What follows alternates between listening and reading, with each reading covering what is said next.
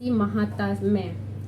श्री भीमसेन बोले कि हे पितामह, भ्राता युधिष्ठिर, माता कुंती, द्रौपदी, अर्जुन, नकुल और सहदेव आदि एकादशी के दिन व्रत करते हैं और मुझसे एकादशी के दिन अन्न खाने को मना करते हैं। मैं उनसे कहता हूँ कि भाई, मैं भक्ति पूर्वक भगवान की पूजा कर सकता हूँ और दान दे सकता हूँ, परंतु मैं एकादशी के दिन भूखा नहीं रह सकता। इस पर व्यास जी बोले, हे भीमसेन, यदि तुम नरक को बुरा और स्वर्ग को अच्छा समझते हो तो प्रत्येक माह की दोनों एकादशियों को अन्न न खाया करो। इस पर भीमसेन बोला, हे पितामह, आपसे प्रथम कह चुका हूँ कि मैं एक दिन एक समय भी भोजन किए बिना नहीं रह सकता, फिर मेरे लिए पूरे दिन का उपवास करना तो कितना कठिन है। मेरे पेट में अग्नि का वास रहता है, जो अधिक अन्न खाने पर शांति होती है। यदि प्रयत्न करूं तो एक व्रत अवश्य ही कर सकता हूं। अंततः आप मुझे कोई एक ऐसा व्रत बतलाइए जिससे मुझे स्वर्ग की प्राप्ति हो। श्री व्यास जी बोले कि हे वायु पुत्र, बड़े बड़े ऋषि और महर्षियों ने बहुत से शस्त्र आदि बनाए हैं। यदि कलयुग में मनुष्य उन पर आचरण करे तो अवश्य ही मुक्ति को प्राप्त होता है। उनमें धन बहुत कम खर्च होता है। उनमें से ही जो पुराणों का सार है, कहता हूँ कि मनुष्य को दोनों पक्षों की एकादशियों का व्रत करना चाहिए। इससे उन्हें स्वर्ग की प्राप्ति होती है।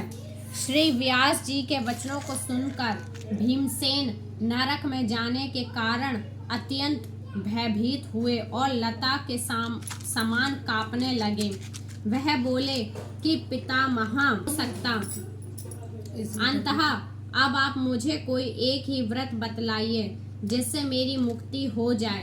इस पर श्री व्यास जी बोले, हे भीमसेन, कृष्ण और मिथुन संक्रांति के मध्य में ज्येष्ठ मास के शुक्ल पक्ष की एकादशी होती है, उसका निर्जल व्रत करना चाहिए।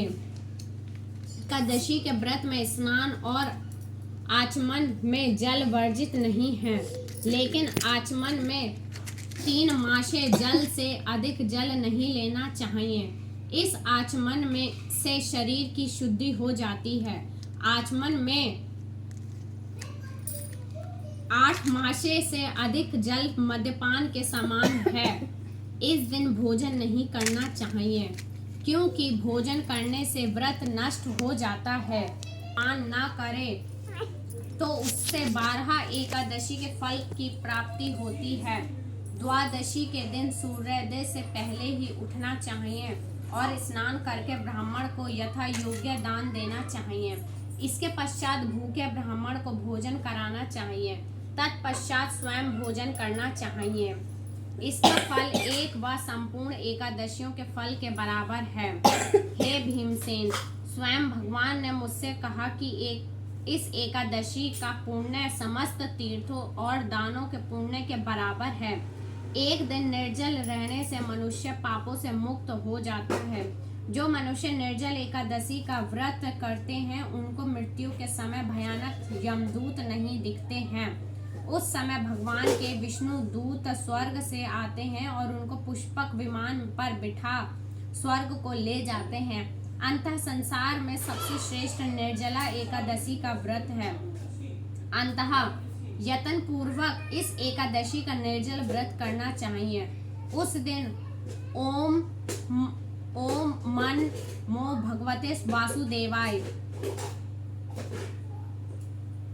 ओम नमो भगवते वासुदेवाय मंत्र का उच्चारण करना चाहिए।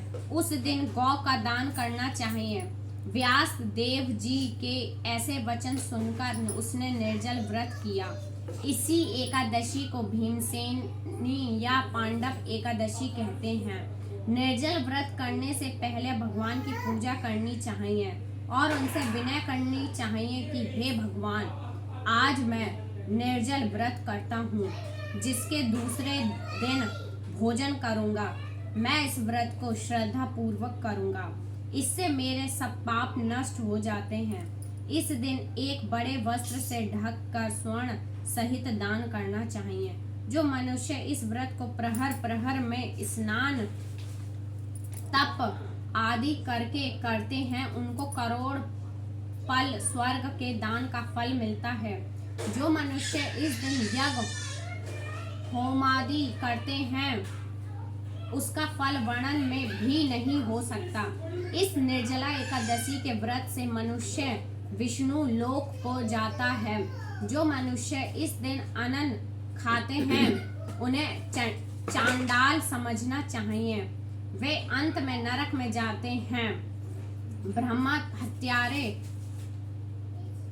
मद्यपान करने वाले, चोरी करने वाले, गुरु से द्वेष करने वाले, असत्य बोलने वाले इस व्रत को करने से स्वर्ग को जाते हैं। हे कुंती पुत्र, जो पुरुष या स्त्री इस व्रत को श्रद्धा पूर्वक करते हैं, उनका निम्नलिखित कर्तव्य है। उन्हें सर्वप्रथम विष्णु भगवान की पूजा करनी चाहिए। तत्पश्चात गौ का दान करना चाहिए। उस दिन ब्राह्मण को दक्षिणा, मिष्ठान आदि देना चाहिए। निर्जला के दिन अन्न, वस्त्र, छत्र, उपहाने आदि का दान करना चाहिए। जो मनुष्य इस कथा को प्रेम पूर्वक सुनते व पढ़ते हैं, उनको स्वर्ग की प्राप्ति होती है।